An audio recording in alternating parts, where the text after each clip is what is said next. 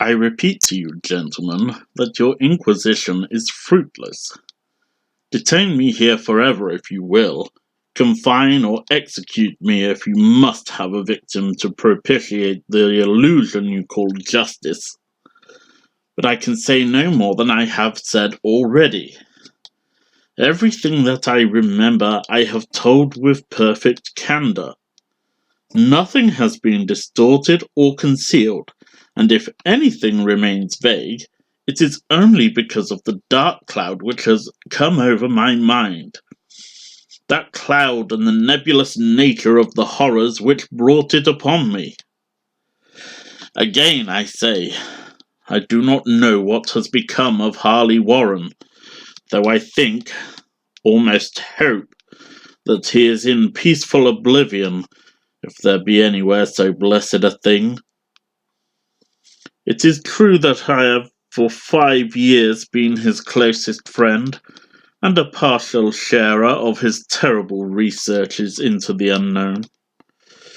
I will not deny, though, my memory is uncertain and indistinct, that this witness of yours may have seen us together, as he says, on the Gainesville Pike, walking toward Big Cypress Swamp at 11:30 on that awful night. That we bore electric lanterns, spades, and a curious coil of wire with attached instruments, I will even affirm, for these things all played a part in the single hideous scene which remains burned into my shaken recollection.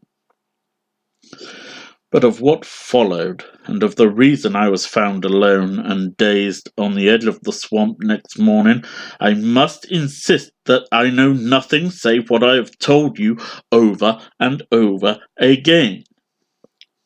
You say to me that there is nothing in the swamp, or near it, which could form the setting of that frightful episode. I reply that I know nothing beyond what I saw. Vision or nightmare it may have been. Vision or nightmare I fervently hope it was. Yet it is all that my mind retains of what took place in those shocking hours after we left the sight of men. And why Harley Warren did not return, he or his shade, or some nameless thing I cannot describe, alone can tell. As I have said before, the weird studies of Harley Warren were well known to me, and to some extent shared by me. Of his vast collection of strange, rare books on forbidden subjects, I have read all that are written in the languages of which I am master. But these are few as compared with those in languages I cannot understand. Most, I believe, are in Arabic, and the fiend-inspired book which brought on the end, the book which he carried in his pocket out of the world, was written in characters whose like I never saw elsewhere. Warren would never tell me just what was in that book. As to the nature of our studies, must I say again that I no longer retain full comprehension? It seems to me rather merciful that I do not, for they were terrible studies, which I pursued more through reluctant fascination than through actual inclination. Warren always dominated me, and sometimes I feared him.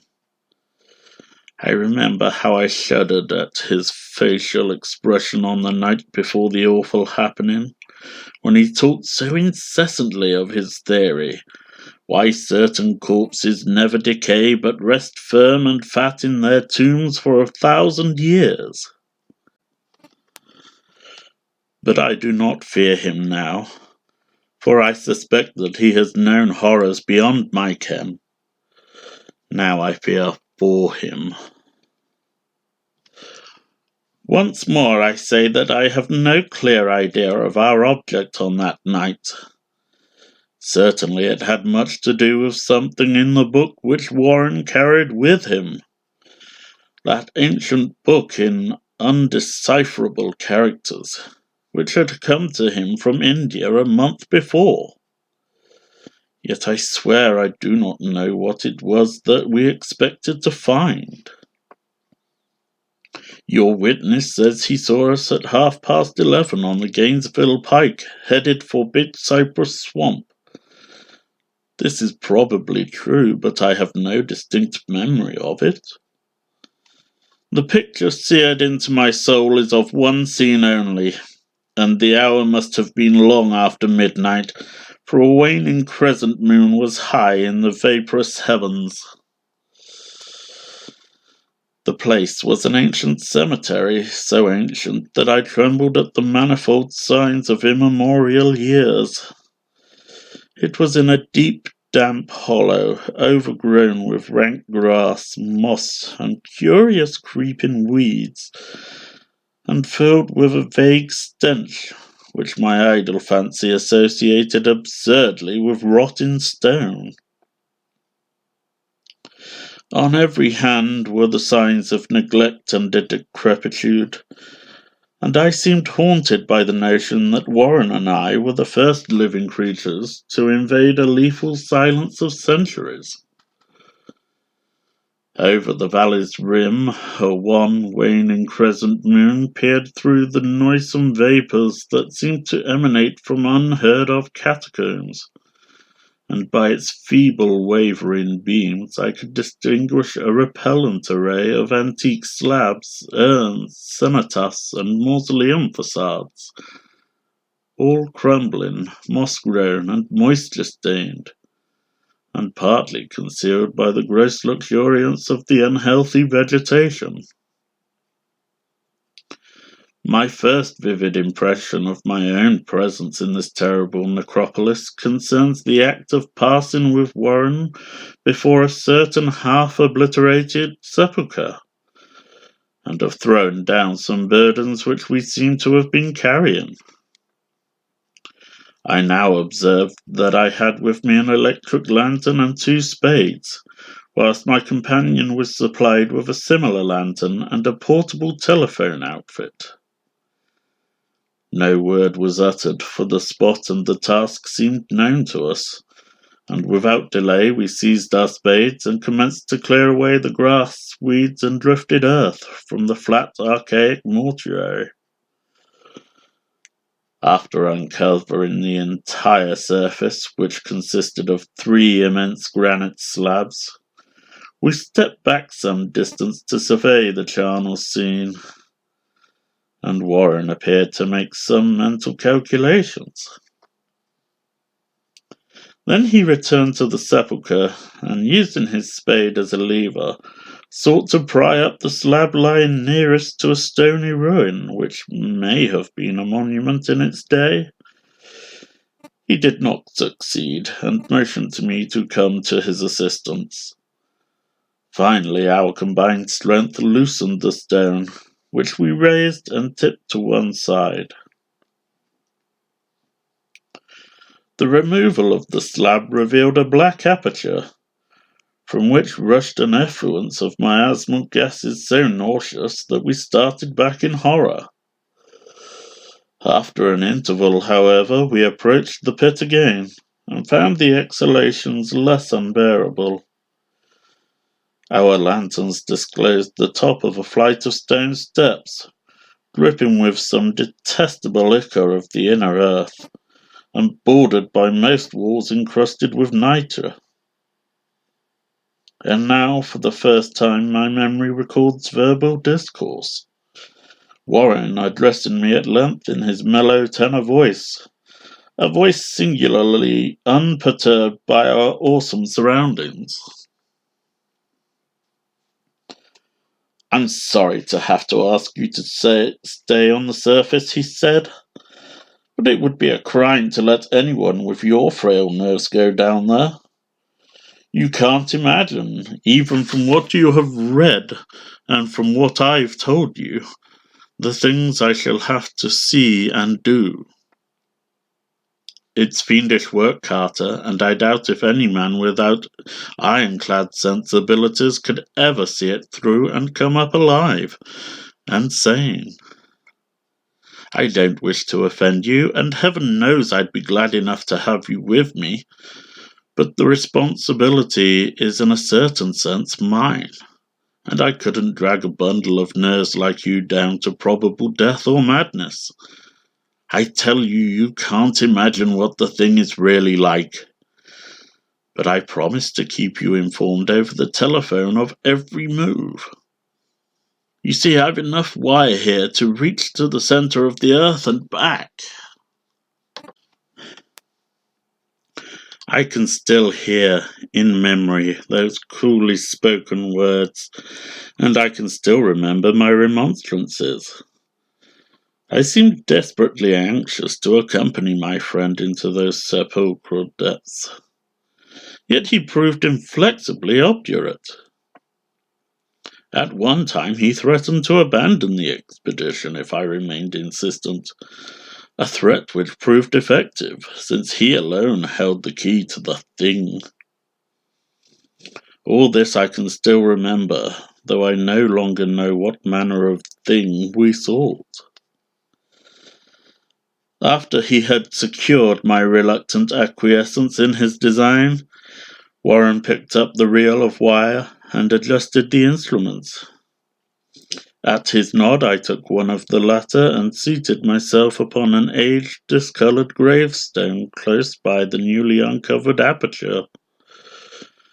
Then he shook my hand, shouldered the coil of wire, and disappeared within that indescribable ossuary. For a moment I kept sight of the glow of his lantern, and heard the rustle of the wire as he laid it down after him.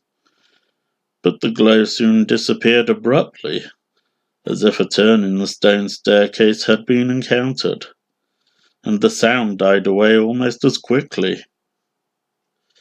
I was alone, yet bound to the unknown depths by those magic strands whose insulated surface lay green beneath the struggling beams of that waning crescent moon. In the lone silence of that hoary and deserted city of the dead, my mind conceived the most ghastly fantasies and delusions, and the grotesque shrines and monoliths seemed to assume a hideous personality, a half-sentience. Amorphous shadows seemed to lurk in the darker recesses of the weed-choked hollow, and to flit as in some blasphemous ceremonial procession past the portals of the mouldering tombs in the hillside, shadows which could not have been cast by that pallid peering crescent moon. I constantly consulted my watch by the light of my electric lantern, and listened with feverish anxiety at the receiver of the telephone, but for more than a quarter of an hour heard nothing. Then a faint clicking noise came from the instrument, and I called down to my friend in a tense voice. Apprehensive as I was nevertheless unprepared for the words which came up from that uncanny vault, in accents more alarmed and quivering than any I had heard before from Harley Warren. He who had so calmly left me a little while previously, now called from below in a shaky whisper more portentous than the loudest shriek. God, if you could see what I am seeing.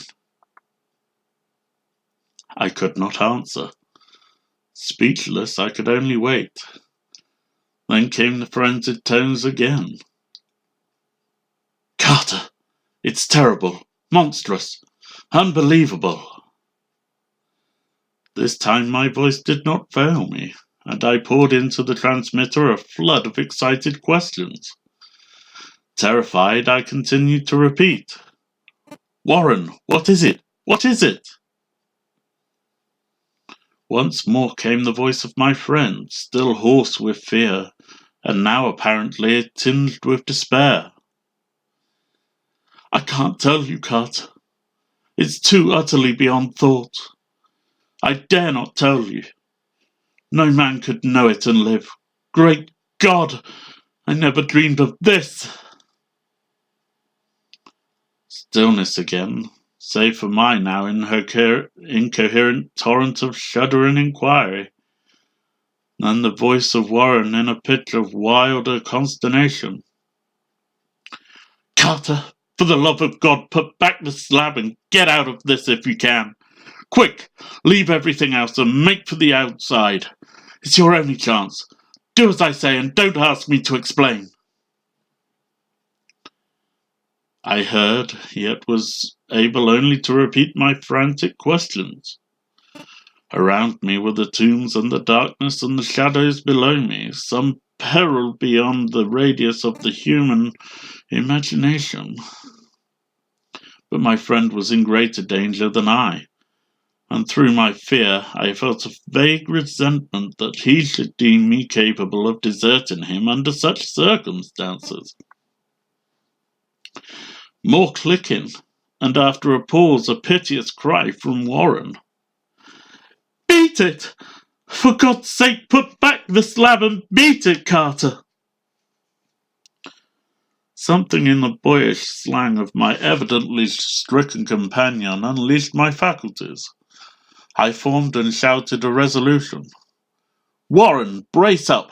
I'm coming down." But at this offer the tone of my auditor changed to a scream of utter despair. "Don't! You can't understand, it's too late! And my own fault! Put back the slab and run, there's nothing else you or anyone can do now!" The tone changed again, this time acquiring a softer quality, as of hopeless resignation. Yet it remained tense through anxiety for me. "Quick! Before it's too late!" I tried not to heed him, tried to break down through the paralysis which held me, and to fulfill my vow to rush down to his aid. But his next whisper found me still held inert in the chains of stark horror. "Carter, hurry! It's no use, you must go. Better one than two. The slab!" A pause, more clicking, and the faint voice of Warren. "Nearly over now. Don't make it harder. Cover up those damned steps and run for your life. You're losing time. So long, Carter. Won't see you again." Here Warren's whisper swelled into a cry that gradually rose to a shriek fraught with all the horror of the ages. "Curse these hellish things! Legions! My God! Beat it! Beat it!" After that was silence. I do not know how many interminable eons I sat stupefied, whispering, muttering, calling, screaming into that telephone. Over and over again through those eons I whispered and muttered, called, shouted and screamed, "Warren! Warren, answer me! Are you there?" And then there came to me the crowning horror of all, the unbelievable, unthinkable, almost unmentionable thing. I have said that eons seemed to elapse after Warren shrieked forth his last despairing warning, and that only my own cries now broke the hideous silence. But after a while there was a further clicking in the receiver, and I strained my ears to listen. Again I called down, "Warren, are you there?" And in answer heard the thing which has brought this cloud over my mind. I do not try, gentlemen, to account for that thing, that voice, nor can I venture to describe it in detail, since the first words took away my consciousness and created a mental blank which reaches to the time of my awakening in the hospital. Shall I say that the voice was deep, hollow, gelatinous, remote, unearthly, inhuman, disembodied? What shall I say? It was the end of my experience and is the end of my story. I heard it and knew no more. Heard it as I sat petrified in that unknown cemetery in the hollow, amidst the crumbling stones and the falling tombs, the rank vegetation and the miasmal vapours. Heard it well up from the innermost depths of that damnable open sepulchre, as I watched amorphous, necrophagous shadows dance beneath an accursed waning moon. And this is what it said.